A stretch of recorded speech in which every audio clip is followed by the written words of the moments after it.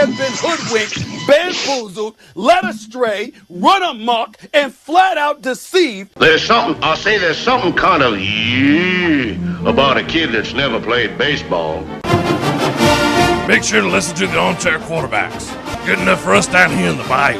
Go Tigers and the Armchair Quarterbacks. It's morning. Yes, and what a lovely morning. Good morning. Good morning. We've talked the whole night through. Good morning. Good morning to you.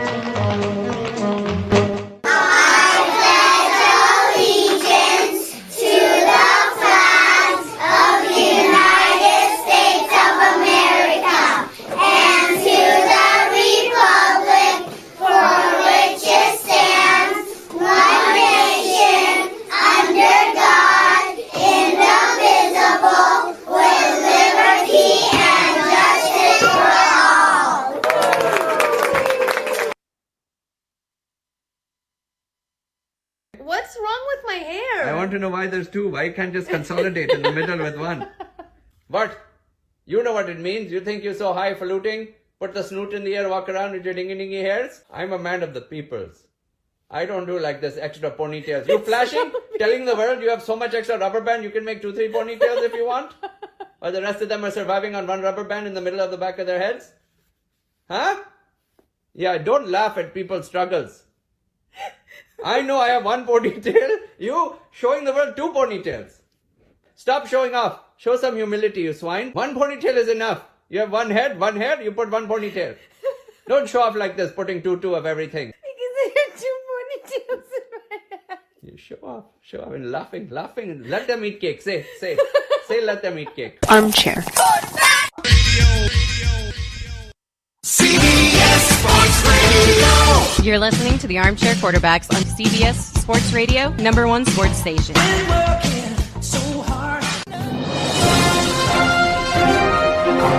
Good morning, and this is your Armchair Quarterbacks Sports Flash.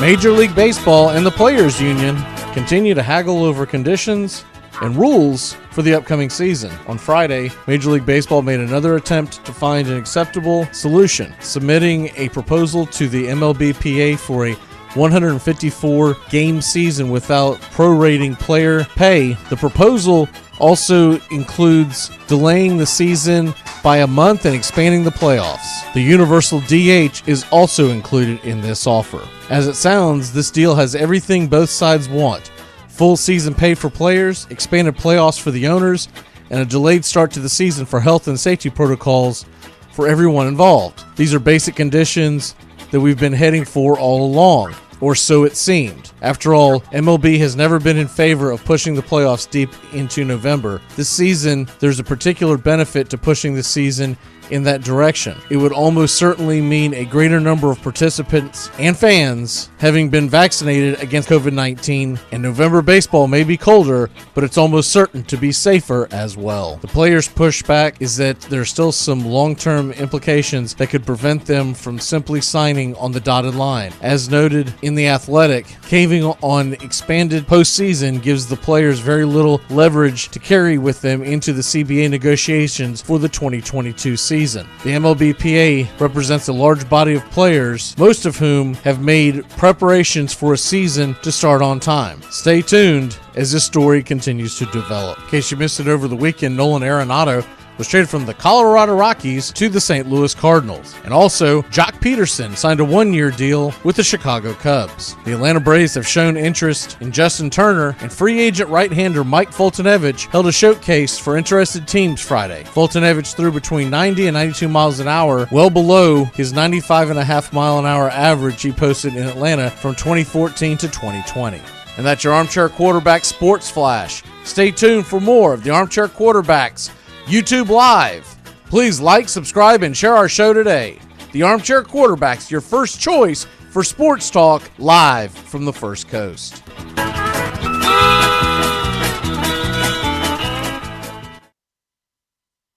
Good morning. It's time to wake up, y'all. You're listening to the Armchair Quarterback Show. We're here weekdays, 8 a.m. Eastern, 7 Central to 10 a.m. Eastern, 9 Central. The Armchair Quarterback Show, your first choice for Southern sports talk. Good morning, Mr. Justin Waller. Good morning. I don't know much, but I know one thing. It looks like Matthew Stafford might actually win a playoff game. Kudos to the Rams. Hi, I'm Mac McGee, and I don't know much, but I know one thing. If golf wasn't going to get you to watch this weekend with absolutely not a damn thing going on, you're never going to get us to watch golf, Tony. You're never going to get us to watch golf. You're listening to the Armchair Quarterbacks.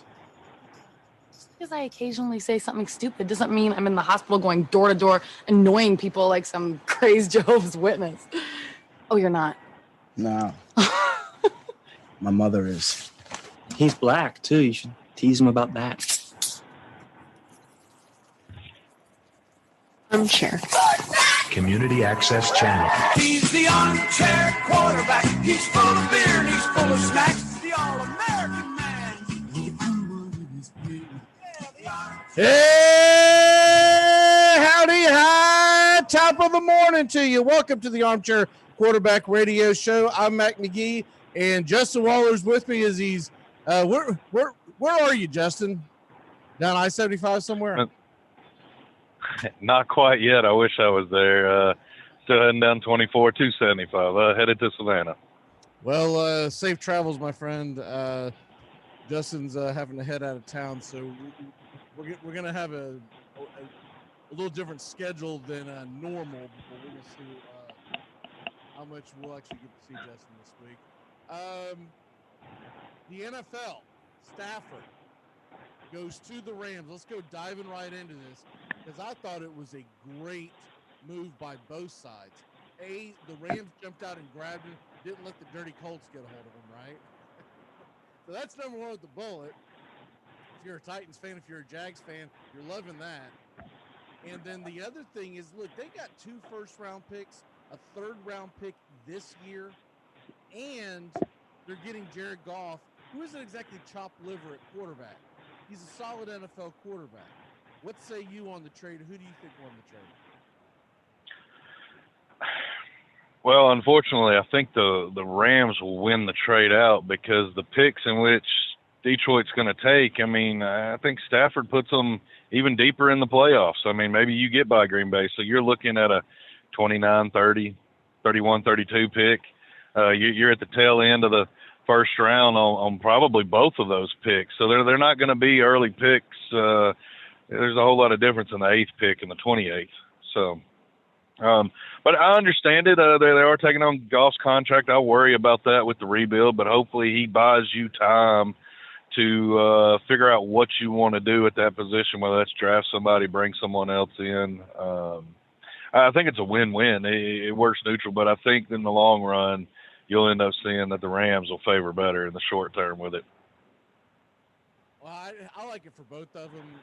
Look, Stafford definitely, we all know who our resident Lions fan is. He tried to throw up stats, blind stats at the weekend to Steven and I about, who do you think the quarterback is and all that kind of stuff. Look, let's get past if Stafford's better than Goff. He is, okay? Stafford is a better quarterback. Stafford is elite talent that has been playing on a terrible football team for years. He is not a guy who has just kind of walked his way around and had been on a bad team, and it's his fault that he's a bad team. He's never had a whole hell of a lot of talent. Now he's going to have one of the better defenses in the NFL, okay? And we're going to have the somebody's saying that the volume's low. Can you hear me okay? I can't hear you hardly at all. I was trying to find a chance to break in and tell you. Okay. What about now? Is that You're still low. All right. I don't know what could be the issue on that. I'll try to play around with that. But anyways, I guess what my point is that on the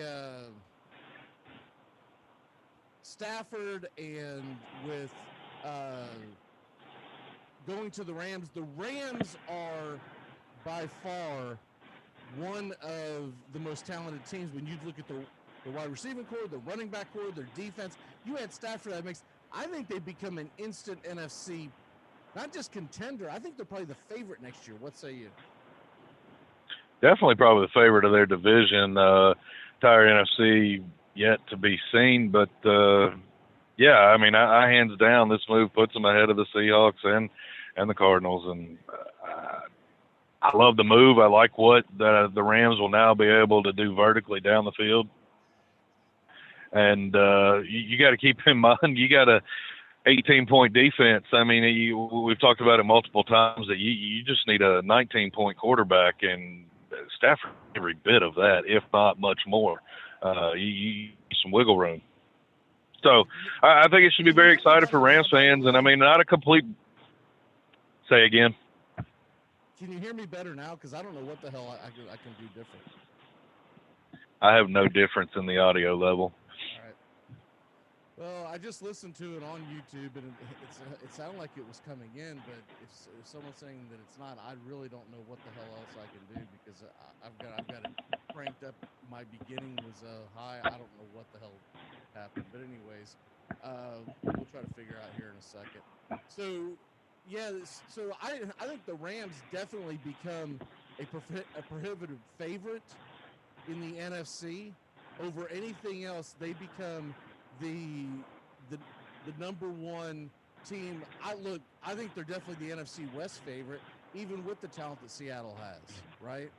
I think that you look at when the Packers lost, the first thing that I saw was the Green Bay Packers were like $47 million over the cap. So they're going to have to make some adjustments. So I think they're going to take a step back. We're not worried about anyone in the NFC East. So you're really next year, you're talking about the Bucs and the Rams, essentially. And I kind of have to lean with the Rams because I think they have a better overall team, but we'll see how this offseason plays out. What say you?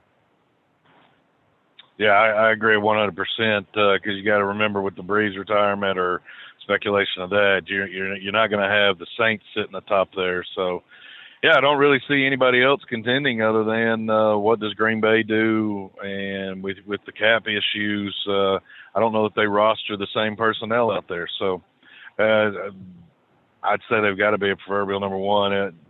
They're right there with Seattle for me. I think those two are probably going to be 1 and 2 going into next year, depending on what Tampa Bay still looks like. Which possibly they could keep all that team together. I don't know what they signed, if they were all 1-year deals or not, with the Gronk and Brown. But definitely got plenty of other core talent in that should give Brady ample opportunity to thrive. Did this help at all? Can you hear me better now? No? All right. Screw it. I don't know what to do.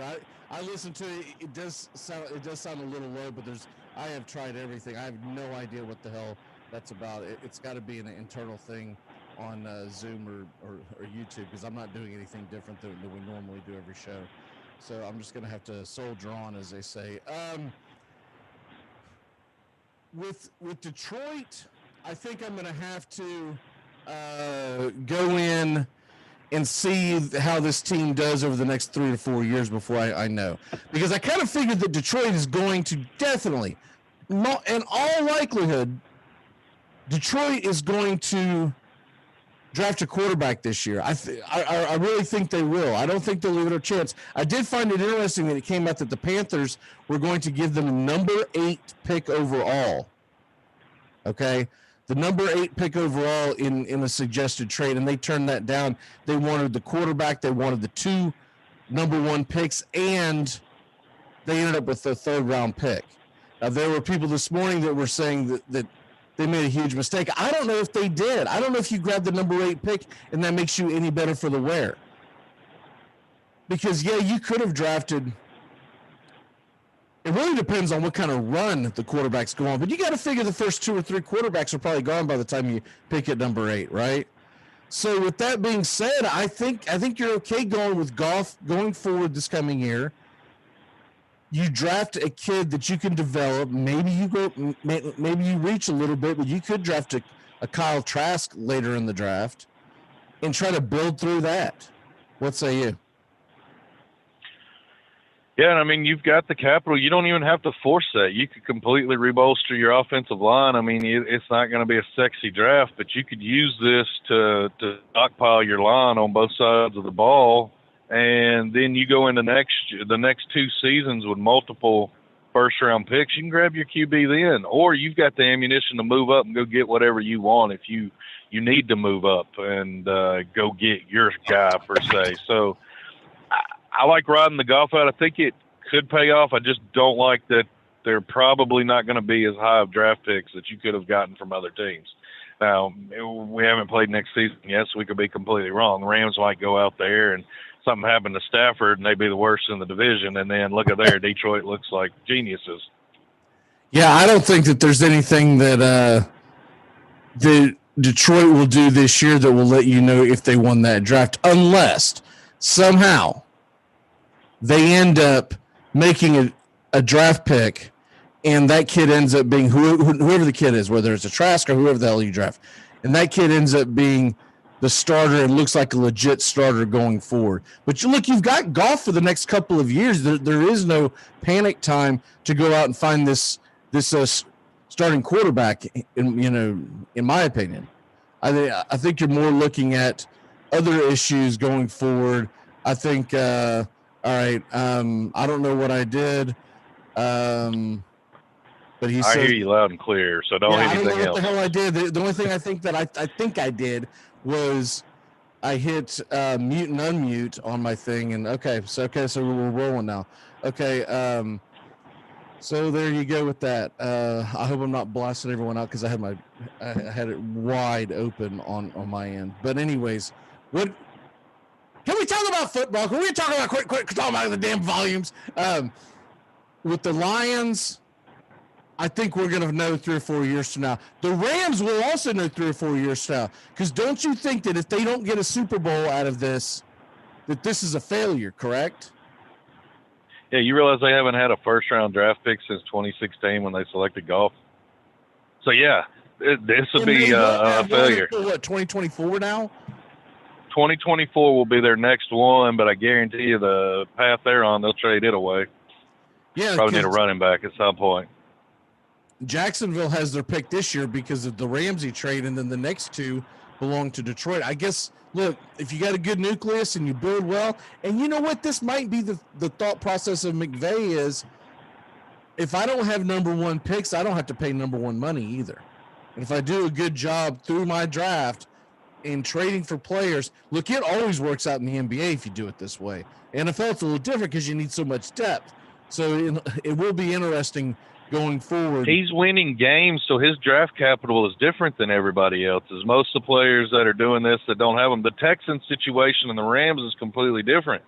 Rams are looking at it's like I said, a high 20s draft pick that they're coughing up. I mean, you got to think that defense with Ramsey and Darnold are definitely going to be back and still building on with all that, the core that they have there. It's not going anywhere. So those draft picks are going to be lower first-round picks. Did they really give up a lot? I don't think so.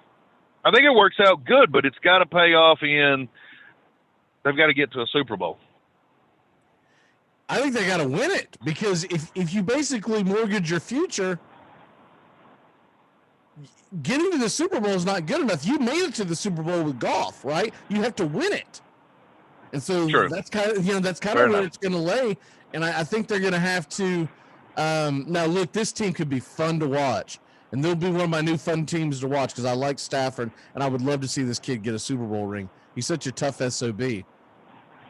And then the rest of his team, outside of Ramsey, who's kind of a jerk, they're likable people, right? They're likable players. So it's going to be fun to watch. Hopefully they can keep their nucleus together. We'll see how that goes. I don't know all the particulars on whether or not, Woods and Kupp and all of those guys can be kept together for the next 2 to 3 years. But if they can, I think the sky is the limit for the Rams, not to mention whatever they might add with their 7th and 8th round draft picks, because evidently they don't believe in the early rounds. So they're going to have to, the Rams will be the first team to have an 8th round draft pick in decades because they'll just feel sorry for them. See, transferring over from that, the Jets and the Dolphins look like the big teams that could be heading for Deshaun Watson. Now, there's other names in the mix, but one of the names was in the mix was a possible swap for Stafford and Watson, so that's obviously off the table. So, with all that being said, Jets and Dolphins, everything being equal, let's say the trade packages are the same or whatnot. If you are Deshaun Watson, you obviously would rather be a Dolphin, right? But what they're saying that they want now is 2 number 1 picks, 2 number 2 picks, and 2 starting defensive players. That's 6 players for Deshaun Watson. I'm not saying he's not worth it, but man, that is steep in the world of the NFL. What say you? Yeah, when they said they weren't serious about trading, that want list pretty much says that, because goodness gracious. Listen, the 2 number 1s probably happen. You probably sweeten it with some number 2s, but you're not getting 2 defensive starters as well. It's just unrealistic. He's going to remain a Texan, or he's going to just be disgruntled and opt out. I don't think you have a team pay that. The Dolphins, I mean, they've got a little capital, and maybe that's them trying to talk to the Dolphins about, hey, you hoodooed us last time with that Tunsil trade. Pay the piper, and we need to recoup some of that. But yeah, I don't think GMs have sympathy and make trades to even up like that. That's how they remain employed. Here's the thing: if I'm the Houston Texans, I'm not making the trade with the Dolphins, because I have just as much faith in Sam Darnold as I do Tua Tagovailoa at this point. And I would rather get the number 2 pick overall so I could decide who I want and Sam Darnold, as opposed to the number 3 pick overall. Because I don't know if you make the trade with the Dolphins, would the Dolphins give up Tua and the number 1 and the number 3 pick? That's a lot to give up. That's 2 top 5 3 number 1s. That's 2 top 5 picks for the last 2 years. Yeah. I think you're better off, in my opinion, getting Darnold, getting the number 2 pick. You'll get other picks in the mix. They may not be number 1s, but you'll get other picks. And go out and get Devontae Smith to put with Sam Darnold and Will Fuller. And look, they've got other receivers that have popped up, the Kiki Kutes and whatnot.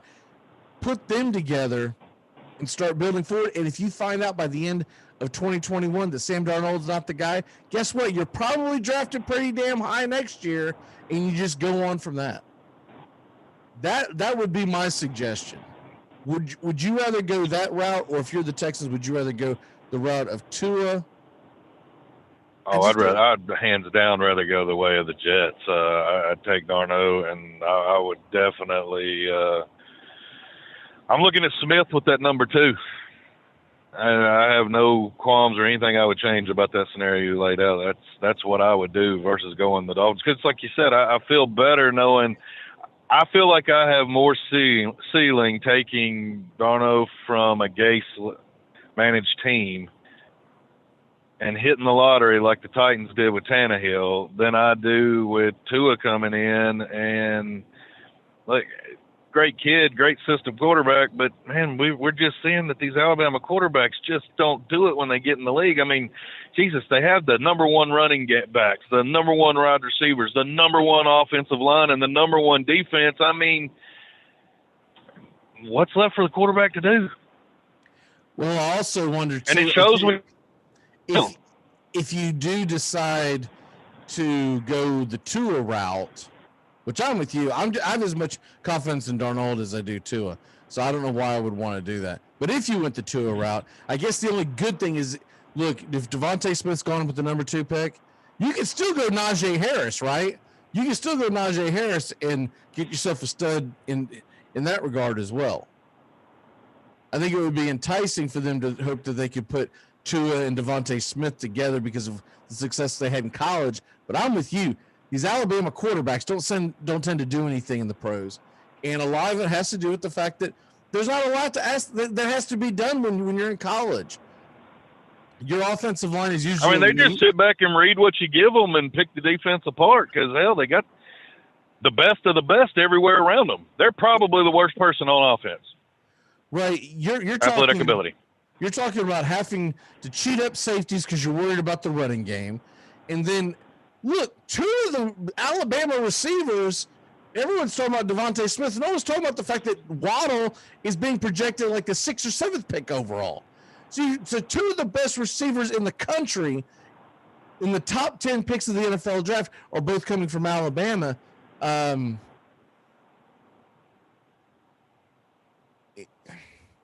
I say you get Devontae Smith, and later in the draft, you go and get your backup, Mac Jones, and see what he can do down the road. Maybe he ends up being the, as opposed to the rule, he ends up being the, what do they call it? The as opposed to the rule, you're the, I'm drawing a blank. You're not going to be able to help me. And I can't help you, sir. I apologize. That's all right. Sorry, dude. I'll think in a second, but Mac Jones could end up being the exact opposite of all of the other Alabama quarterbacks. He could end up being elite. We don't know. Now, I wouldn't bet on it just because all these other Alabama quarterbacks have came out and they haven't been much. So yeah, I'm putting 2 in that same breath. I know there's a lot of Dolphin fans like, oh, you got to give him time, and I agree. His story's not over, but he has not come out like gangbusters like Justin Herbert did. He's not come out like gangbusters like most of these other young quarterbacks where you like, man, you see something different with him. Tua looks like a game manager. That's what he looks like to me. He looks like he's a hell of a reach. Man, I'll even say Jalen Hurts looked better. Yeah. I would rather have Jalen Long term. Hurts or Tua? Hurts. Just because of his athletic ability. At least I know I can work with him. Tua's not athletic. He's not a tall kid either. He was like barely 6 feet. Wonder if the knee surgeries factor into that as well. The thinking, the not getting hit, the not wanting to put yourself out there because you're trying to make checks. You want to get to that next contract. The exception to the rule is what I was trying to think of a second ago. Yeah, that was driving me nuts. The exception to the rule. My bad. I should have helped you with that one. Yeah, but I guess my point is if you're the Texans and it looks like he's going to demand a trade, it looks like you've only got 2 realistic partners. I'm making a deal with the Jets because I also think the Jets will jump to it. They're New York. They want a big flashy name to put out there, get their fans excited, et cetera, et cetera. I think that could be a huge deal down the road for the Jets. Now it's going to be difficult to build around them because you're going to lose your number 2 pick. You're basically flip-flopping quarterbacks. Obviously, Deshaun Watson is a much better quarterback than Darnold, but you're going to build through the draft to get him receivers. Maybe you've got some cap space to be able to go out and get some free agent receivers, but I don't think anyone you could get on the free agent market is a Devontae Smith. So that's the conundrum that a Jets fan has. Do we stick with Stafford, draft Devontae Smith, and then just like I said with Houston, if Stafford can't figure it out by next year, then you draft yourself a quarterback down the road? I don't know. It's a tough one, but I think I would go. If I'm the Jets, I think I would roll the dice on getting Deshaun Watson. At least, if nothing else, I think he's going to be exciting for the fan base. I just don't know that they'll actually do it. Their ownership's showing that they don't make great decisions. That is the truth. All right, let's go ahead and take a quick break. When we come back, we're going to be talking about our favorite Super Bowl moments in history. We'll be back in a flash on the Armchair Quarterbacks. You come at the king, you best not miss. ACC football covered like no other here on the Armchair Quarterbacks. And backpedaling, Lawrence flips it open, wide open. Justin Ross up and running. The Alabama native wins the foot race.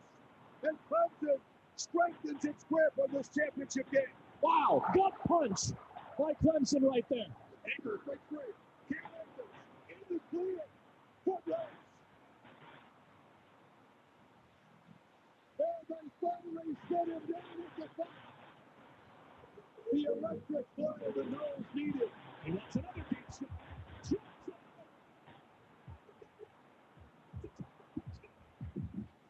It pitches to Searcy. Searcy launches into the end zone. And the Yellow Jackets score again. Armchair Quarterback Radio is ACC country.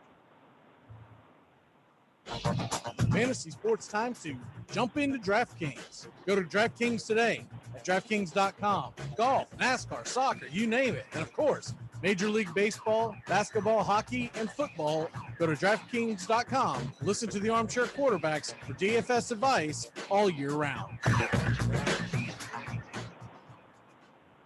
Here in St. Augustine, Top Gun Supply is the friendly gun shop. Top Gun Supply stocks a wide range of firearms. They buy and sell used guns. Top Gun Supply at 525 State Road 16 in St. Augustine, the friendly gun shop, a proud sponsor of the Armchair Quarterbacks. Make sure to listen to the Armchair Quarterbacks. Drive time. The Armchair Quarterbacks good enough for us down here in the bayou. Go Tigers and the Armchair Quarterbacks.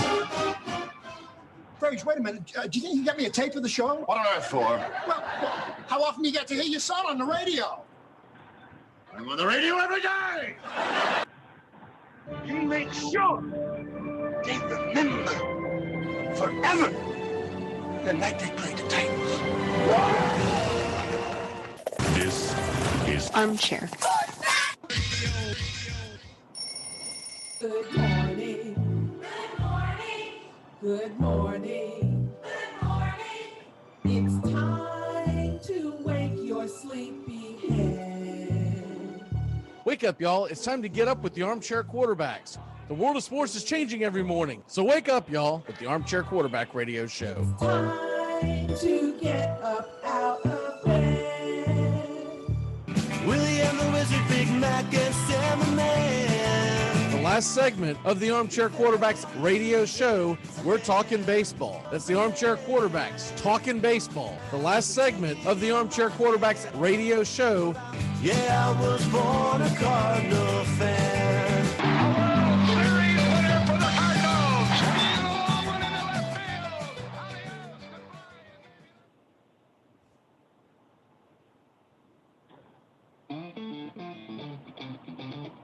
Welcome back here to the Armchair Quarterbacks. A Monday morning. And Super Bowl week.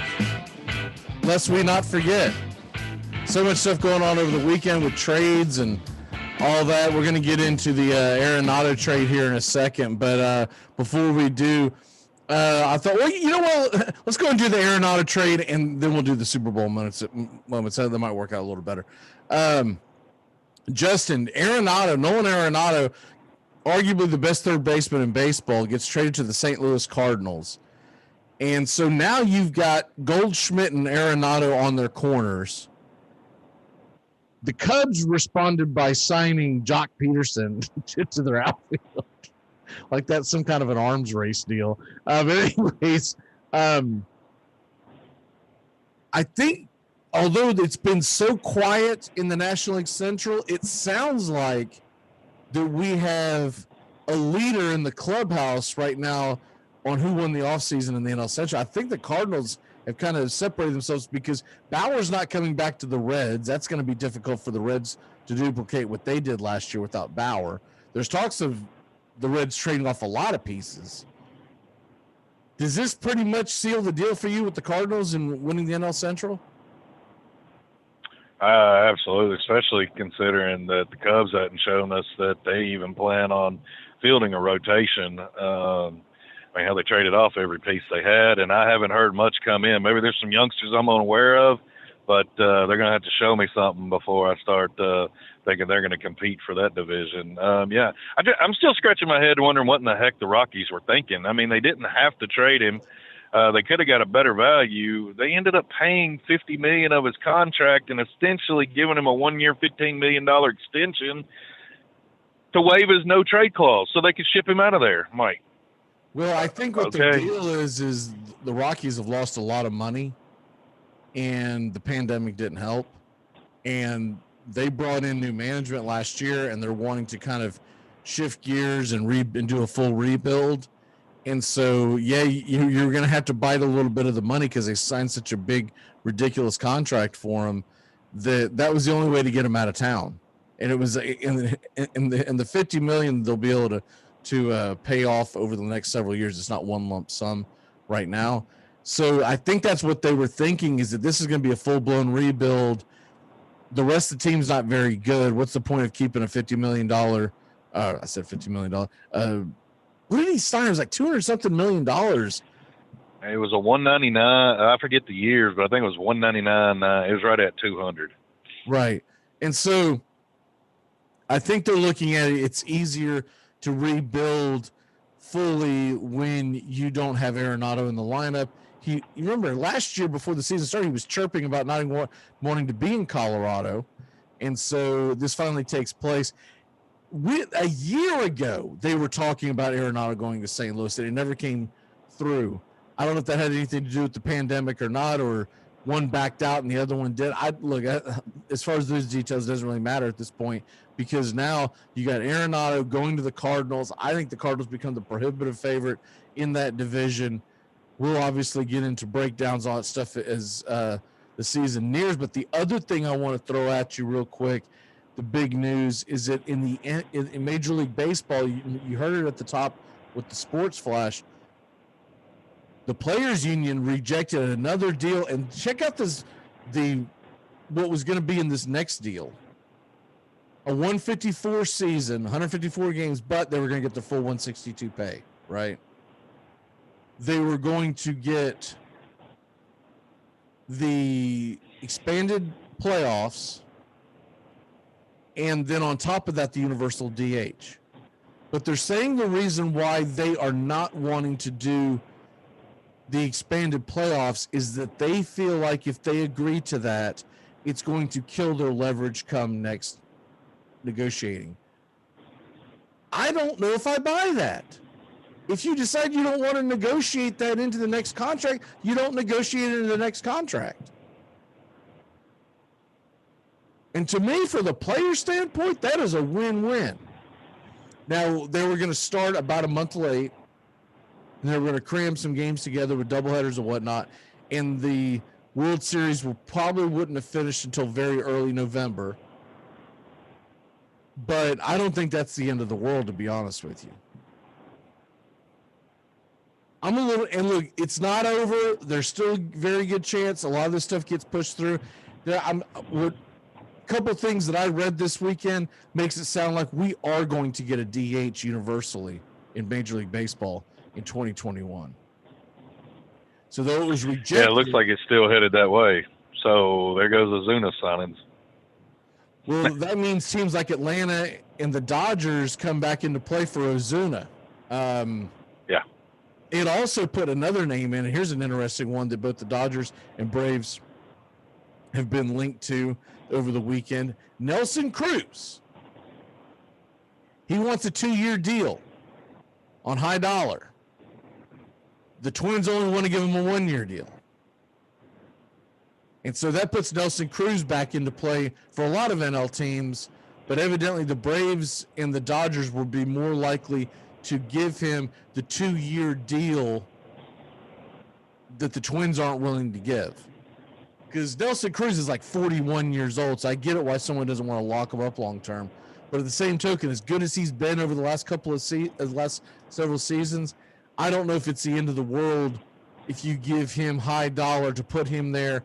I mean, if people think if Braves fans think that Ozuna is a scary son of a gun sitting in that batter's box behind Freddie Freeman, man, you put Nelson Cruz behind him, it's lights out. Nelson Cruz might win the freaking Triple Crown in Atlanta. What say you on the deal? I mean, we've shown this. We've done good with these 1 year contracts and these show me what you got guys. So, and I think you retake it. It sits in the back of my mind what happened to Donald. Great. He signs the contract, moves on with the Twins, gets injured. You get nothing. Now, if you do that same thing with Ozuna, he had the great year last season. If you sign him, I don't know. I'm probably going for 3 times the charm, and I'm going to go this route versus re-signing Ozuna. I'm going to let the Dodgers reach out and spend the stupid money and lock him up.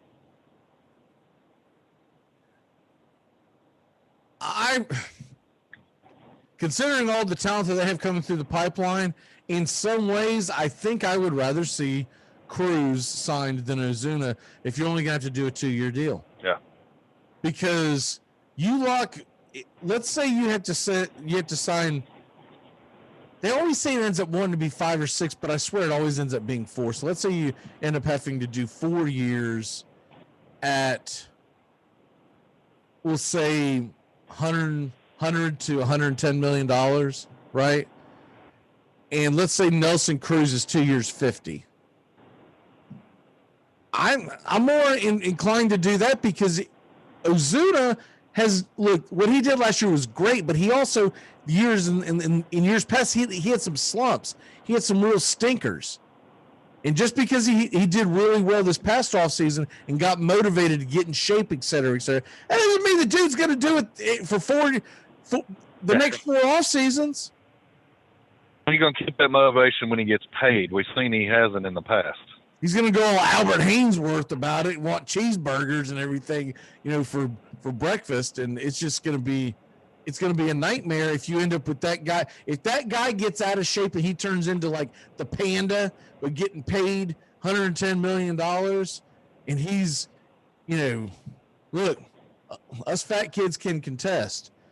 The holes in your swing become very Swiss cheese like if you got a big old belly you're trying to wing around. So I don't know if I have faith that he's going to stay in shape for 4 years. I love Ozuna. I loved what he brought to the Braves last year. I just don't know if I'm buying into it. Moving on from that, I thought it'd be fun to talk about. Now, these are the most memorable. This isn't necessarily our favorite. This is our most memorable Super Bowl moments. This could be good and bad. So I thought it'd be a lot of fun to go down memory lane for a minute. As Super Bowl week is here, and you always think about these big moments that happen in the Super Bowl, and some of them just get burned into your memory forever. I'll let you go first with your first one. What's the first one that jumps out at you? I've got mine in order from recent to oldest. I've got 3 of them. My first one's going to be Super Bowl 49.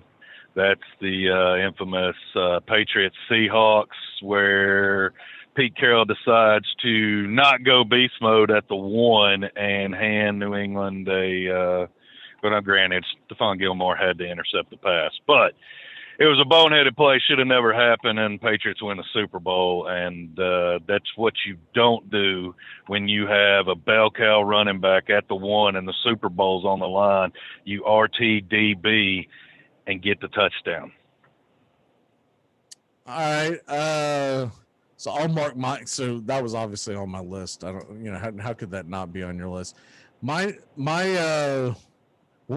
one of my first ones that I remember as a kid, and this one jumps out at me, and I saw it, actually saw the replay of it this past weekend, one of the Super Bowl highlight reels. I didn't watch the whole game, but Super Bowl highlight reels. So this is the first Super Bowl that I remember, like start to finish, was old enough to where I locked in on it, and it wasn't just on, and I happened to be in the room. This was the Dolphins and Redskins in Super Bowl 17, and when John Wiggins breaks the tackle against the defensive back from Miami. And all these years, I thought it was one of the Blackwood brothers, and it wasn't. I saw the replay today, and 2 days ago, and come to find out it was not one of the Blackwood brothers. But when he's breaking that tackle, it's a 4th and 1. It's on Miami's 40. If Miami stops him, it becomes a game again. Woodley had played terribly. He breaks the tackle right on the outset. He's gone for the touchdown and essentially won the football game. The Redskins win 23-17, and just a heartbreaker for me. That was one of the first games I remember as a kid, like emotionally being involved. And my team lost, and I was just distraught. It ruined like my entire next week. I just could not believe that Miami Dolphins had lost the Super Bowl, because when you're young and you're pulling for a team and they're doing well, you think they're just destined to win it all, and then they lose and you're like, oh, that was a gut punch. So that will always be my first big time Super Bowl moment. The season before, I remembered the 49ers winning, but for whatever reason, the Super Bowl was not as memorable to me as the NFC Championship game when Dwight Clark had the catch in the back of the end zone to beat the Cowboys. The Cowboys were heavy favorites against the Niners. After they won that game and they get to the Super Bowl, and as a kid there, I was pulling for San Francisco in that Super Bowl. I didn't get emotionally invested in it. And they were playing, I think it had something to do with the fact that once again the Dolphins had played the Chargers in the semifinals of the AFC. They lost in that epic, they call it the Epic in Miami. And then when the Chargers went up to Cincinnati and lost to Cincinnati, like it was something, it's still registered in the all-time coldest games of all time. It's like something like -25 wind chill. Anyways, the Chargers lose that game. I lost interest in that Super Bowl. Yeah, I was pulling for San Francisco to win, but I really didn't care, and I didn't feel like Cincinnati could win. So Super Bowl 17 is the one that jumps out at me at the first one. What's your next one? My second one, I'm going to go to 42, and I hope I'm not annihilating your list. That's okay. I jotted several down because I figured we might have some similars. Gotcha. 42 is the infamous. It's the first Giants-Patriots. Well, might not be the first, but it's the first one of the two of the Eli Brady matchups where the Patriots roll in undefeated, and you have the famous David Tyree catch on the helmet, and the Giants doing the Lord's work and beating the New England Patriots.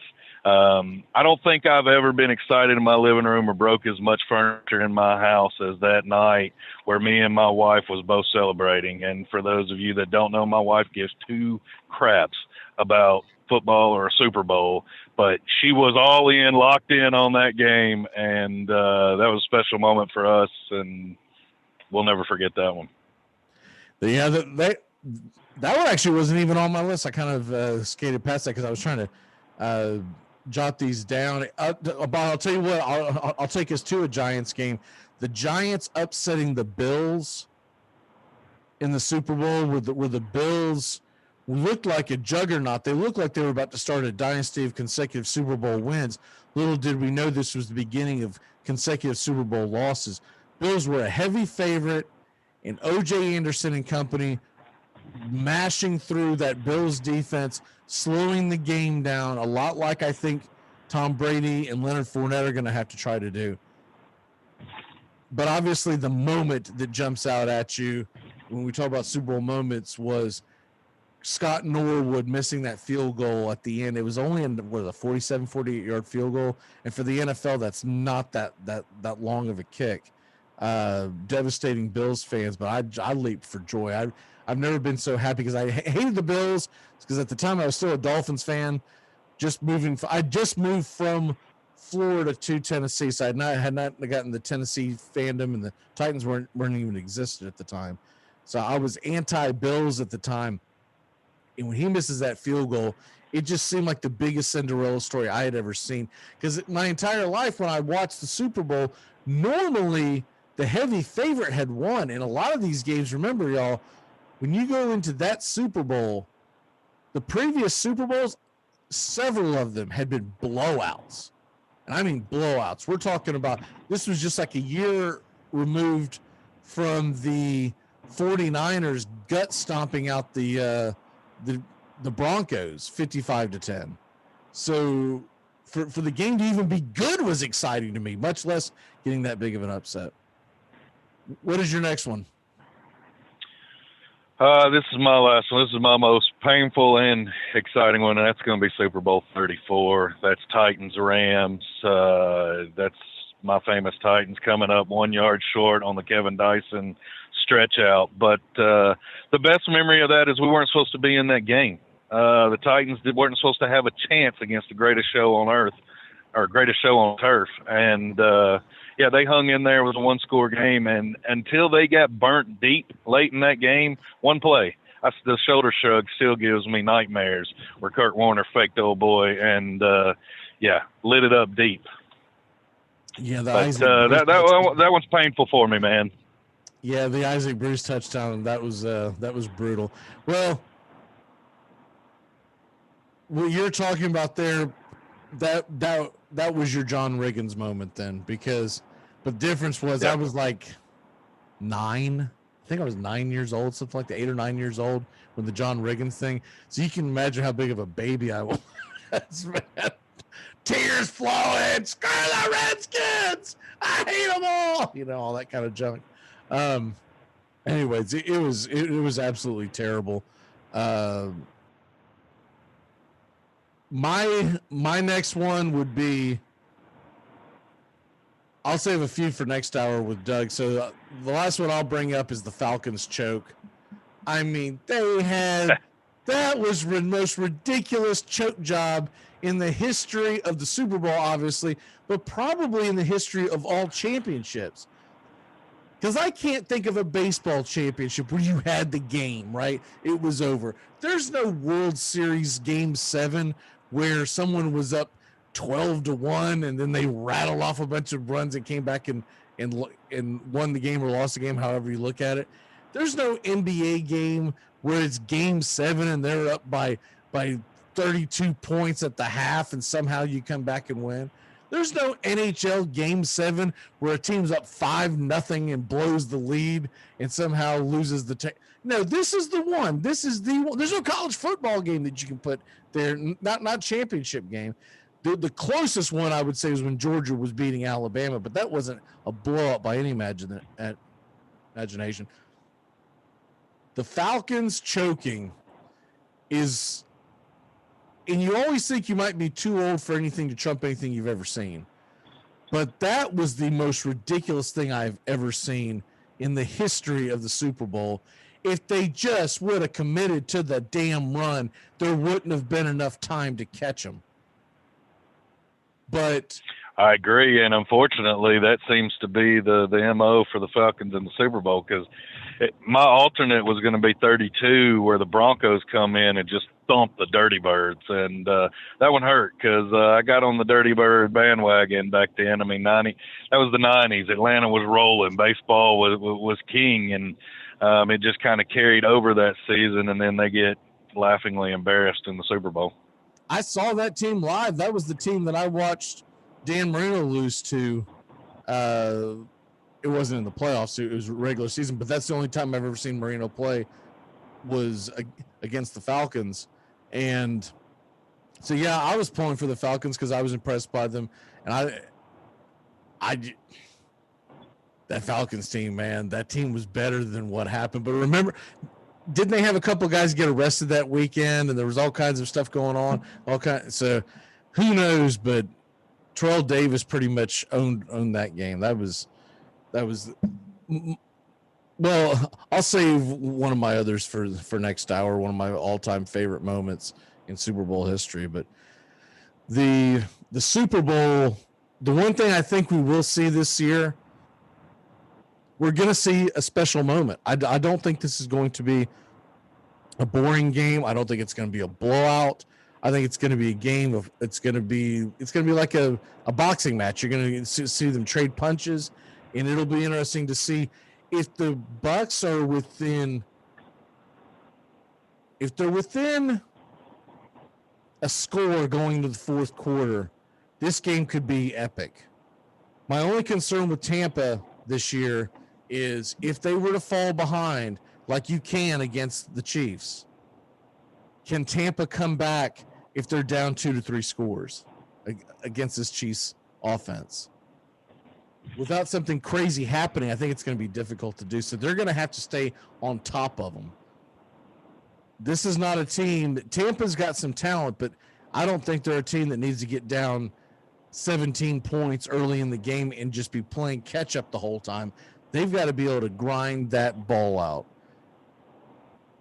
If you're pulling for Tampa, every single possession is going to be crucial moving the chains. Even if you don't get scores, you cannot have 3 and outs and give the ball right back to Patrick Mahomes because the game could get away from you very quick. College basketball this weekend. Tennessee gets a big win over Kansas. Did you get a chance to watch much of that game? Yeah, I actually tuned into it. Whoa, man, what a difference a week makes. It was great to see the ball actually go through the net. And Tennessee had some offense. Pons actually established himself as a big man down low, and Vescovi wasn't afraid to pull the trigger and actually drop some shots. So it really opened up the offense. And I'm not going to say Tennessee's back because, man, Kansas just looked bad. I mean, yeah, Tennessee was scoring offensively, but Kansas looked bad. So I don't really know where that puts Volunteers fans with the high ranking all season. They haven't lived up to it. The offense have just kind of sputtered. So it's just, I mean, I'm excited that it got going, but I'm going to pump the brakes a little because I don't think it was because Tennessee was that good. It's really weird to see Kansas and Duke both, like, you know, they're not even bad teams, but just what you have in your head traditionally, they seem like bad teams. There's still probably couple of teams that are at least going to make it to the field of 32, maybe even Sweet 16 if some things fall their way, but they don't look like championship contenders. Florida. Kansas shocks me the most because you kind of see it with the one and done teams where these players don't know each other. So you obviously the Kentuckys, the Dukes, they're struggling this year, but Kansas doesn't seem like it's your atypical one and done. I know they have the players run through there, but they usually have a little bit more upperclassmen. And you're not seeing that this year. No, they got gutted last year by a couple of transfers in the draft. So yeah, they're a pretty young team. Florida upset West Virginia. I watched that game as well. Watched both those games. I was impressed that Florida could go in to West Virginia and beat the Mountaineers. The Mountaineers are a pretty good basketball team. The one thing I did see about West Virginia though, when you go to pick your brackets later on, and you know we're only about a month away from that. Their defense is just not good. It's not that Florida's defense was locked down by any stretch of the imagination, but I expected a West Virginia basketball team. Normally, they're built on defense. Huggins has built his even back when he was at Cincinnati. He built it on defense. They did not have defense at all. So I was surprised by that. Florida State got taken out by Georgia Tech. They played terribly, and I don't want to take anything away from Georgia Tech. Georgia Tech played a good game.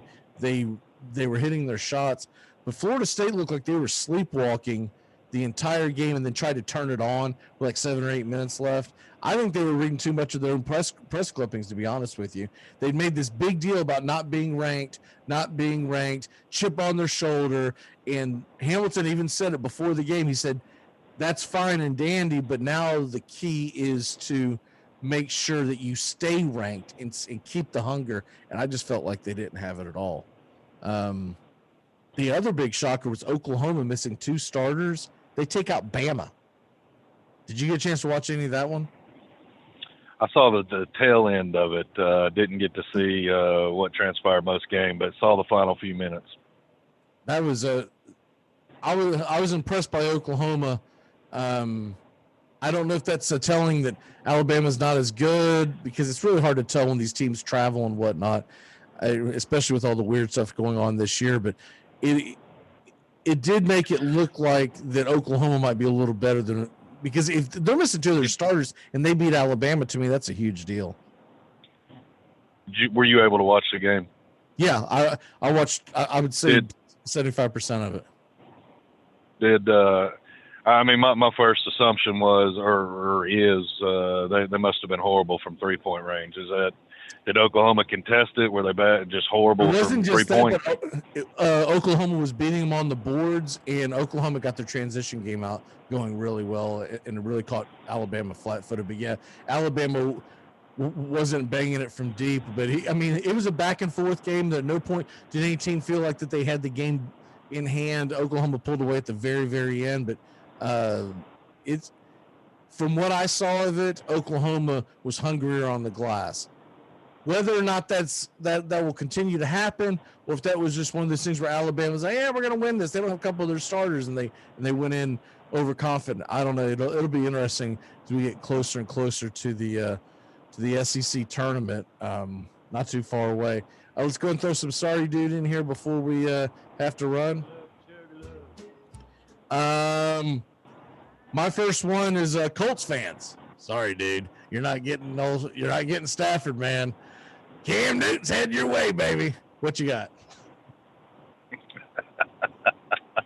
Oh, if it could only be. If it could only be. Detroit fans. Sorry, dude. Jared Goff don't look like a knee biter. National League Central fans. Sorry, dude. I think the Cardinals have already wrapped up the division, and we're just beginning February. What else you got? Yeah, pretty much. Sorry, dude. You're not getting me to buy that the Braves are moving all in on Trevor's story. So can we please stop them rumors? Captain Swansby's going nowhere. I'm getting tired of him talking about wanting to get what's his name? Justin Turner. That's not gonna happen. Why would you go after Justin Turner, who's 36 years old, when you've got a young kid that can play third base? It doesn't make any sense. As good as Riley's been defensively, it doesn't make sense to take him. It's a lot easier to find someone to play the outfield with a good stick than it is to pay premium price for a 36-year-old infielder. It makes absolutely. I wish they could just pry into, if the Reds would just start selling. I hate that we missed out when he was a Tiger, but go in there and get Castellanos and just be done with it. Yeah. Go get my boy.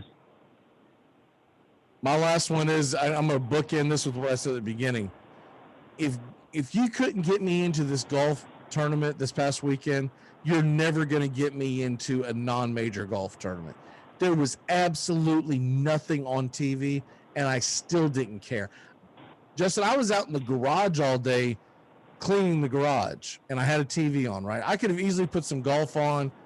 I could care less. I put old sitcoms up and just ran them. I was like, I don't care who wins this thing. I tried to watch for like 3 minutes. I was like, I just don't care about this. And that was like the worst day in the history. I feel you. I got sucker. Oh no, I could have made it worse for you. My son suckered me into some X Games, so we watched some snowboarding. I don't even know what you call that. Half pipe. Oh, X Games. Yeah. Really wild and crazy. And I have to wonder as a parent, I mean, who in the hell lets their kid go down that thing? I'm like, oh no, son, you're not doing that. Amen but to that. Dad. What's your walk off? Oh man, Preds Lightning tonight. Bismarck second period Saturday night was the difference in the game, and hopefully tonight be a lot tighter. But Preds Lightning tonight. Yeah, I should be able to catch that then. That's good to know because I realistically have nothing to watch tonight. So Florida State plays tomorrow night. They play at 9:00. So yeah, might be. What is that, like 8:00 Eastern probably? Probably a 7. I think it's 6 Central, so it should be a 7. Okay, cool, brother. Well, we may or may not see you tomorrow. We'll get that figured out off air, but safe travels, and we'll talk to you soon. All right, see you, bud. Later. All right, we got Doug joining us here in a second. We're going to talk about the Super Bowl. We're going to get into everything in the Super Bowl, including the matchup itself. The first time we really talked about the matchup. It's Super Bowl week. We'll be back in a flash here on the Armchair Quarterbacks. Keep it locked in here to CBS Sports Radio. And if you haven't found us yet, we're on YouTube, the Armchair Quarterbacks. We'll be back in just a moment.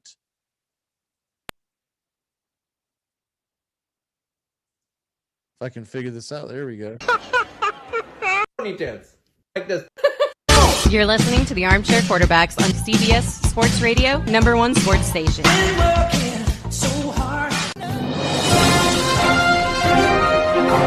Good morning, and this is your Armchair Quarterbacks Sports Flash. Major League Baseball and the Players Union continue to haggle over conditions and rules for the upcoming season. On Friday, Major League Baseball made another attempt to find an acceptable solution, submitting a proposal to the MLBPA for a 154-game season without prorating player pay. The proposal also includes delaying the season by a month and expanding the playoffs. The universal DH is also included in this offer.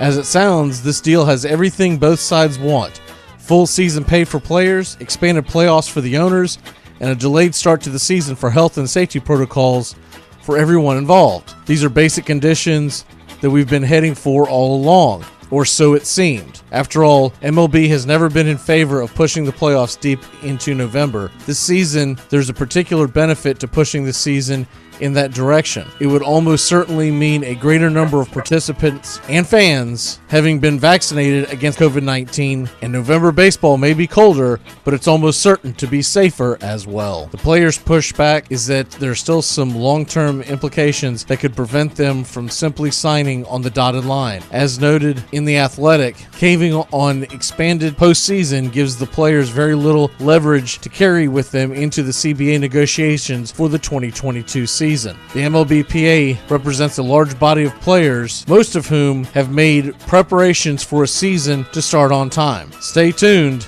as this story continues to develop. In case you missed it over the weekend, Nolan Arenado was traded from the Colorado Rockies to the St. Louis Cardinals. And also, Jock Peterson signed a one-year deal with the Chicago Cubs. The Atlanta Braves have shown interest in Justin Turner, and free agent right-hander Mike Foltynewicz held a showcase for interested teams Friday. Foltynewicz threw between 90 and 92 miles an hour, well below his 95.5-mile-an-hour average he posted in Atlanta from 2014 to 2020. And that's your Armchair Quarterback Sports Flash. Stay tuned for more of the Armchair Quarterbacks YouTube Live. Please like, subscribe, and share our show today. The Armchair Quarterbacks, your first choice for sports talk live from the First Coast.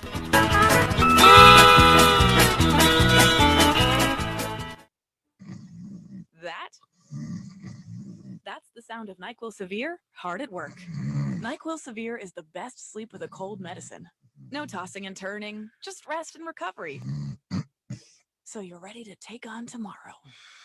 For powerful relief of your worst cold and flu symptoms, try NyQuil Severe. The nighttime sniffling, sneezing, coughing, aching, stuffy head, best sleep with a cold? Medicine. Use as directed. Keep out of reach of children. Make contact. A collective psychosis is sweeping the nation. We're in the thick of the haze craze, and Elysian is introducing an altered state of IPA. Contact Haze is a tangled chemistry of mild haze, low bitterness, and an explosion of hop aroma. This hazy IPA bursts with notes of bright raspberry, currant, citrus, guava, and passion fruit. Available in 6-pack cans in stores and in all Seattle Elysian locations. Make contact. Hi, this is Britney Spears. What up, this Jay-Z. This is Jennifer Lopez. Armchair.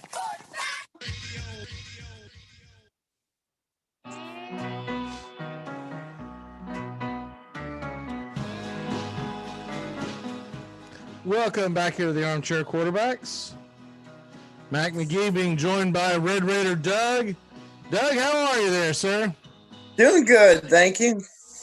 Are you ready to celebrate the Kansas City Chiefs heading to the Super Bowl yet another time while the Raiders sit by the sidelines?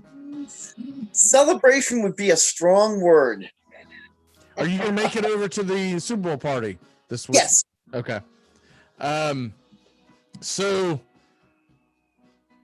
let's go ahead and rip the Band-Aid off right now. The Chiefs are about a field goal favorite, depending on what site you look at.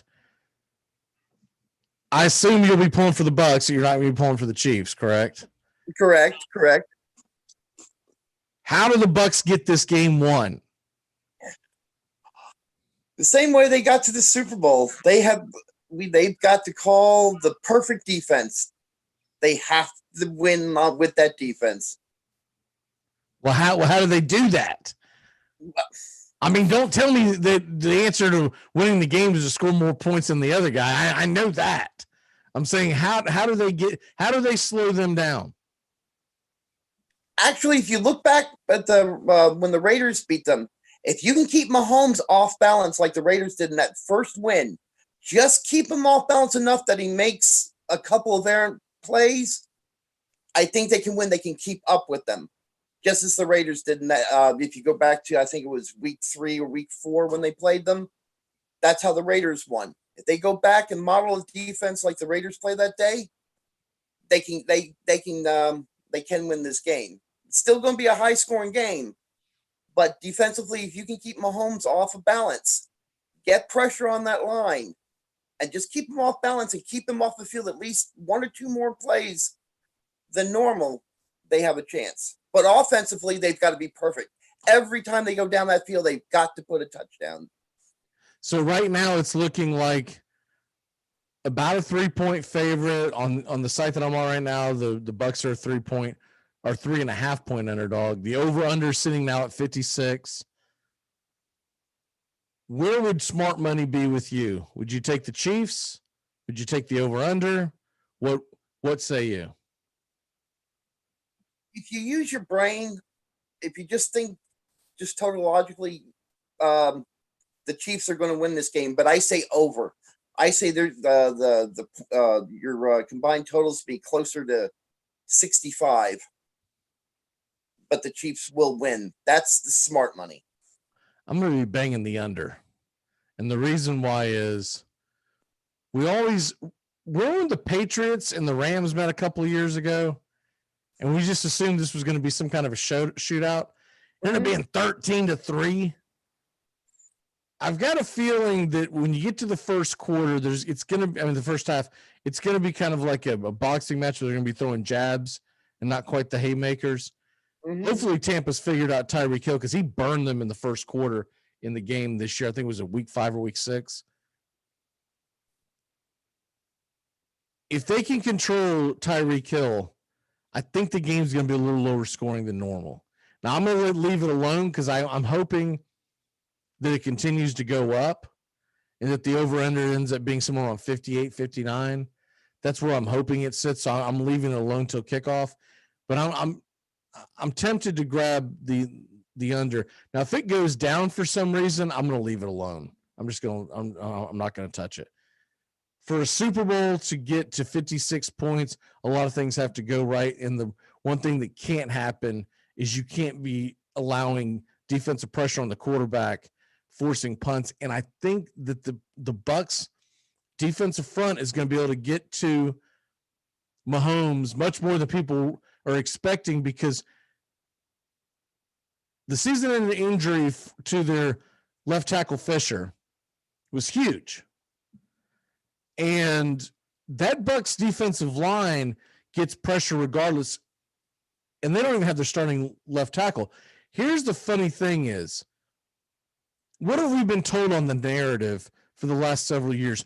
Well, Brady's kryptonite is what? What is the one thing everyone tells you that Brady's kryptonite is? They always say it's being able to get pressure on him with a 4-man front. Okay, first of all, newsflash, that's any quarterback's kryptonite. If he's throwing off the back of his damn foot and he's being pressured and doesn't have time to throw, that's going to ruin any quarterback. It just is. But that's what all these numbnuts always get up there and say. That's what you always hear. Oh, well, Brady's kryptonite is the defensive pressure on the 4-man front. Well, the irony is going to be we're going to see it on Mahomes. We're going to see the 4-man front give Mahomes all kinds of hell, wreak havoc. He's got the athletic ability to escape and make plays, but if you constantly have to do that for an entire game, there's going to be mistakes made. Mahomes has been known to turn the ball over when he's pressured. If he turns the ball over, Brady will take advantage of that. So I'm leaning with I picked the Bucks to beat the Ravens in the Super Bowl at the beginning of the season. So I'm going to stick with the Bucks. Do I think it's going to be easy? No, but I've just got this feeling, man, they're going to be in their own stadium. Tom Brady, Gronk. This offense is starting to gel, and the defense is playing a lot better than it had towards like the middle of the season. This is the defense we thought that the Bucs would be at the beginning of the year, a very tough defense to deal with. And guys like Devin White are just making big play after big play. So I'm leaning with the fact that I think Mahomes is going to turn the ball over. This is also kind of a homer pick. They were my beginning of the season pick, and I'm pulling for Tampa. I mean, they're state of Florida. I'm going to pull for them. Yeah. But what I did find, this is interesting, there are some props already out for the Super Bowl, okay? There is a prop bet out, any scoring drive that lasts less time than the national anthem length. The over is, so in other words, let's say the national anthem is 2 minutes. That's usually the cutoff. It's around 2 minutes normally. They're basically saying that there's going to be a scoring drive over or under 2 minutes. If you take the over, it's a minus 300. If you take the under, meaning that it's going to be a longer drive, it's plus 225. So that right there tells you that they believe in their heart of hearts there's going to be a drive of less than 2 minutes, which when you got guys like Tyreek Hill on the running around on the field, it's a very good possibility. It's a very good possibility. You also have the opportunity if there's a turnover in someone's territory and they get the ball quickly. That's any scoring drive. It could be a field goal. You can get a fumble on the 11-yard line, do 3 incomplete passes, kick a field goal, and that's less than the 2 minutes. Let me see some of the others. Will someone forget / omit a word from the national anthem? I don't know who's singing the national anthem. Well, I'm gonna look that up. For the yes, it's plus 1100, so it's 11-1 odds. For someone to sing it word for word, it's minus 400. So you put $100 down, you win 25. I think there's a pretty good chance that someone omits or forgets. I know they practice it, but they get up there and they get nervous. Although I think this year's national anthem is going to be Zoomish. And when it's Zoomish, I'm not touching it. I usually bet on the national anthem, how long it's going to take, all that kind of stuff. But there's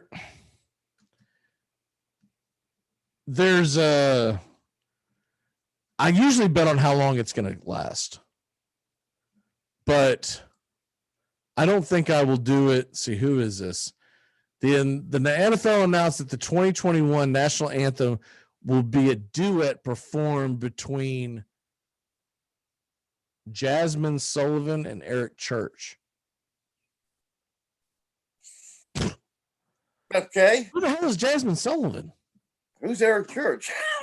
Well, Eric Church is a country star has been around for about 10, 15 years. Oh, okay. But is she a country star?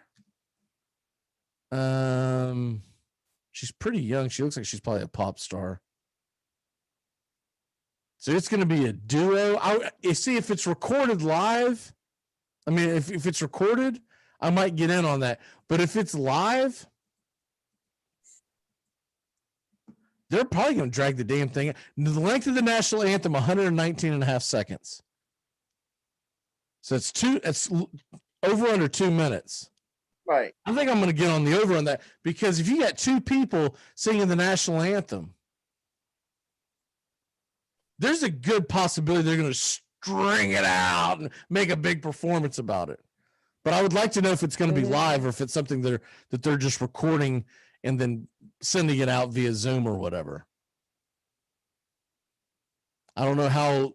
I believe there's going to be fans in the stands in the Super Bowl. It is Florida, so you can have fans in the stands. So I would think that they would be doing the Super Bowl, all the festivities there on stage, but I haven't really seen anything about that because what I saw of they were talking about the halftime performance. I believe the halftime performance is live. I have no idea. They're supposed to have about 25,000 fans in the stadium for it.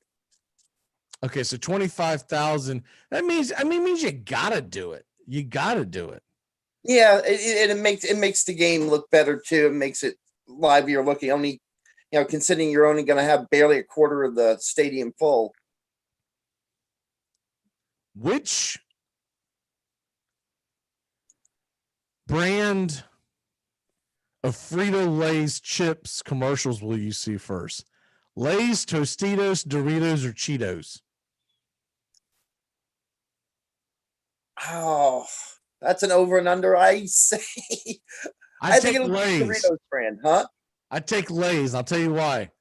Huh? I keep seeing this Lay's commercial where this chick that used to be in the phone commercial ads, and I keep seeing her pop up. So I guarantee they're gonna have a new one with her. Oh, okay. That's my only reasoning behind it. I really have. Cheetos is plus 290. If you take Cheetos, that's the long bet. I don't see Cheetos popping out there first. I don't see it either. I don't know. Last time I saw I think last time I saw Cheetos commercials, they were still using that cartoon. Mm-hmm. Will a fan streak the field? Hell no. But you don't need anything off this. Is minus 5,000 is the bet. You don't win anything off of that. Oh. Will there be a parade in the winning city? Yes, plus 250. No, minus 500. If the Bucks win, there will be, because DeSantis will open it and go, screw it, man. We don't need masks. Let's go. Let's go. He's talking about doing the freaking Olympics in next year. Yeah. Or no, sorry, this year. Yeah, this year.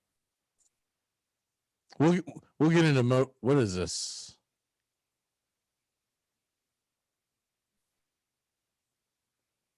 Will the broadcast mention Biden, or will the broadcast mention Trump? And you can bet on that. I doubt they'll mention either one of them. You can bet whether or not Drake will be on stage during the halftime show, or if it'll be like a Zoom call. What say you? I would say on stage. I would be, like I said earlier, you gotta make the Super Bowl look as lively as you can. So I would think on stage. I'll never get this one. The Weeknd's keep saying The Weeknd. I don't know if they're talking about. Oh, that must be the name of the band. That must be the name of the band, and you're trying to guess what their first song is going to be. I couldn't tell you. So that must be the name of the band that's singing at halftime or something, because they're saying, will they mention Biden or Trump? Oh. That's career suicide. I wouldn't mention either one of them if I were them. No, that's what I was saying. Why bother? Just sing. Get it over with. Now, during the actual television transmission games includes halftimes, commercials. The over/under on how many times Biden is mentioned is a half. So in other words, will Tony Romo, etc. Well, I don't think they will. Why would they? That's what I'm saying. Something really stupid happens like during that day. I don't see it happen. I don't see it either. All right, let's go ahead and move on. What's your favorite Super Bowl moments? Super Bowl moments. Well, as a Raiders fan, I'll tell you one of my personal favorites is Super Bowl 15. Just the entirety of the game, because we were told all season but the Raiders were no good. I mean, I remember because I was a kid in grade school. This Raiders team was no good. The Philadelphia Eagles were their greatest team ever, and nobody wins a Super Bowl as a wild card because even the idea of a wild card was still kind of repugnant to a lot of sports fans at the time. And the fact that they went in and just dominated the Philadelphia Eagles made Dick Vermeil openly weep by the end of the game. It's got to be one of my favorite moments. You know, that whole Super Bowl, I barely remember. The only thing that I really remember off of it is that I was pulling for the Raiders because I've told this story before, but when I was a little kid, one of the first teams I pulled for were the Raiders because those little gumball machine plastic helmets you would get. Yeah. And you could put a quarter in to get the team. I did it 2 or 3 weeks in a row, and each time I ended up with a Raiders helmet, and that's how I started pulling for the Raiders. Grandfather stepped in and told me I was not going to be a damn Raiders fan. I had to pull for someone in the South, and so that's how I ended up pulling for the Dolphins as a kid. But at the time, that Super Bowl, I knew they were playing the Eagles. I pulled for, but I don't even remember the game because I was pretty young. So I feel like I was there. It wasn't until the next year when the 49ers won that is my first. Now, my first big-time Raiders Super Bowl moment, I guess that would have been Super Bowl 18, where the Raiders beat the Skins, and I was already pissed off at the Skins because they had beaten the Dolphins the year before. And that run by Marcus Allen to this day, to me, is one of the most remarkable runs in the history of the Super Bowl. Just because he went to the off left tackle, there was nothing there. He spun around, went straight down the gut of the Redskin defense, and the Redskins were heavy favorites. Yes. For people that don't remember that, they were heavy favorites. Heavy favorites. Yeah, not only did the Raiders win, they blew them out. It was something like, I don't even remember the score, but I want to say it was like 38-16 or something like that. I don't remember the score. It was 39-18. Okay, I was close then. It was the Dolphins. 38-9 was the 38-9, not the Raiders. 38-16 was the Dolphins 49ers game the very next year, which I still don't even talk about that game. I was so disappointed as a kid. The Bears beating the Patriots, Super Bowl 20. The game itself was not that memorable because the Patriots literally could do nothing against that 46 defense. But what I do remember the most about that is when they gave the ball to the refrigerator Perry to score, and they did not give the ball to Walter Payton. I thought that was a travesty. Absolute travesty. What other Super Bowl moments jump out at you? We just got done talking about the Skins. Their defeat of the Denver Broncos in that Super Bowl 20, I think it's 22 or is it 26? I forget. Where they had probably the greatest quarter of football that's probably ever been played in football. Super Bowl 22. Yeah. 22.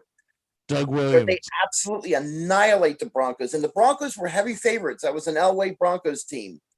The same thing, and how Doug Williams and how they just tore that team apart. And I remember it because it was for me, it was my first kind of adult Super Bowl party. Uh-huh. And everybody was telling me Broncos. And that was the first time I ever put a bet. And I bet on the Redskins. And I just remember being at this party, and before halftime, I was the only one left at the party watching the game. Everybody had gone home, and everybody was, and I was the only one rooting for the Redskins.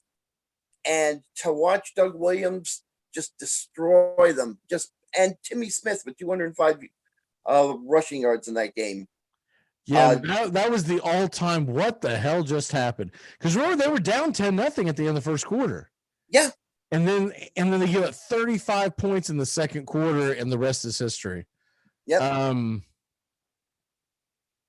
I guess I'll throw one more out there because we got to run. The other Super Bowl that we have not talked about today that stands out to me was when Elway finally got his first Super Bowl. and it was a hell of a game between him and the Packers. We had a great time. We threw a big party for it, and the Packers were favorites because they had just won the Super Bowl a couple of years before that when they beat the Patriots. And actually, no, it was the year. It was the directly the year before. They were going for back-to-back championships, and the helicopter spin where you knew how bad Elway wanted that Super Bowl. He went diving. He got flipped around on that final drive. That, right, to me, is one of the all-time Super Bowl moments. You got anything else before we have to head out? Oh, I was just going to throw in just a quick one. The Super Bowl where the Redskins beat the Bills real quick. I thought it was the best prepared team ever in the Super Bowl that they came out and that was nuts. Nobody saw that coming. No, I mean that was absolutely bonkers. That's one of the biggest head scratchers in the history of the Super Bowl. But yeah, it was just, I just felt the team was probably, those Redskins were the best. I don't think any team ever was as well prepared for that game as they were that day. They just came out and I never saw a team control a game from beginning end from a cerebral point of view and from a defensive point of view. And even Jim Kelly to this day says, I don't remember that game. And what I remember was bad. Yeah, that was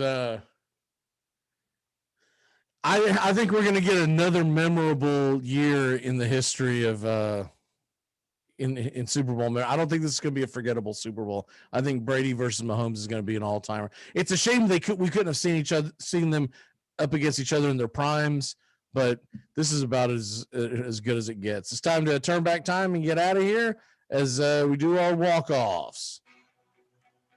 All right, so on this date in 1994, Jeff Gillooly, remember him? Jeff Gillooly pleads guilty for his part in the attack on American Olympic figure skater Nancy Kerrigan, Plea bargains, confesses to racketeering in exchange for testimony implicating his wife, Tanya Harding. Look, you know that's not a good match right there when Tanya Harding and Jeff Gillooly are married and they only have the same damn name. So something's awry right there. Also on this date, 1995, Utah Jazz guard John Stockton passes Magic Johnson for all-time assist mark at 9,221 assists. When you talk about the all-time guards, everyone always forgets about John Stockton. The dude is there. Birthdays. What do we got? We got February 1st. This is always the longest month of the year to me because you're just waiting for spring training. And now they might get pushed back, so we might even have a longer February than usual because you get through the Super Bowl and then it's like 3 weeks of nothing. So just a programming note to everyone, a reminder, this is the last week that we'll do shows in February. We're reconstructing my office and doing a couple other things. So we're having to shut the show down. We might do a pop-up show here and there, but for all intents and purposes, this is the last week for the Armchair Quarterbacks until March 1st. We will be back. Birthdays. Sorry, I got sidetracked with all that. Who we got here today? I've always found this interesting. Jim Thorpe, 71 years old, golfer. No, not that Jim Thorpe. Not the Jim Thorpe, but there is a Jim Thorpe that's been on the PGA Tour. He's actually won 3 PGA Tour titles, 71 years old. And then from a blast from our past from kids, Wade Wilson. He is 62 years old today. Of course, played for the Cowboys, was the backup quarterback for the 95 Cowboys, but I think most people remember him as a Minnesota Viking. What is your walk-off for the day, sir? Walk-off is... And give me a score prediction for the Super Bowl since we won't see you till then. Like I said in my head, I'm Chiefs 35, Buccaneers 30.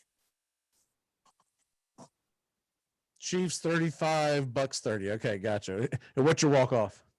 Oh, walk-off is, have the Detroit Lions finally turn a corner and actually are making smart trades?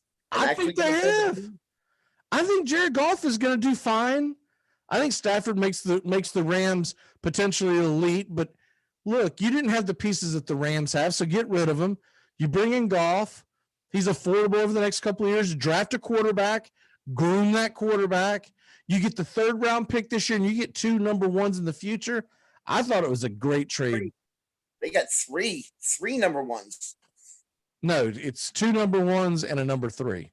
Oh, is it 2 number and the number 3? Sorry. The number 3 is this year. So they're going to get 2022, 2023 number 1 draft picks. They're getting this year. They're getting the 3rd round pick. Plus, in theory, they got a 3rd number 1 pick because they're getting Jared Goff. I believe he was a former 1st round pick. So, in that theory, yes. But I thought it was a great trade. The Texans, this is my walk-off. The Texans are asking for 2 number 1s, 2 number 2s, and 2 starters for Deshaun Watson. The prima donna he's turned into, as good as he's been, I don't know if I want to give up my entire future, because then what the hell are you going to build around him? The only team that can do that is a team that already has a lot in place and is going for the Super Bowl now. Yeah. So if you're a young team, you do that, you're going to cut your knees off right before you get a chance to run. It just doesn't make any damn sense. All right, brother, we will see you March 1st. I'll see you at the Super Bowl party, and we'll see y'all tomorrow. Y'all have a great rest of the day, and clean out your DVRs over the next few days, because once Super Bowl hits, it's going to be, look, do whatever you can now to look better in front of your wife, because you're going to look terrible in front of your wife come Sunday. That's my walk off. We'll see ya. See ya. Goodbye, sweetheart. Well, it's time to go. We're back tomorrow with another show. Well, unless we're fired, we'll talk to you then. Goodbye, sweetheart. Goodbye. Goodbye. Guys and gals, it's time to go. We'll see you on the next show. Same bat time, same bat channel. Thanks for listening to the Armchair Quarterbacks on these CBS Sports affiliates and catching the show on YouTube Live.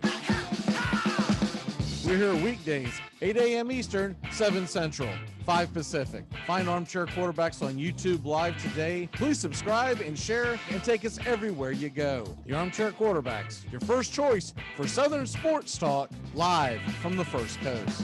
Gonna get another cigarette.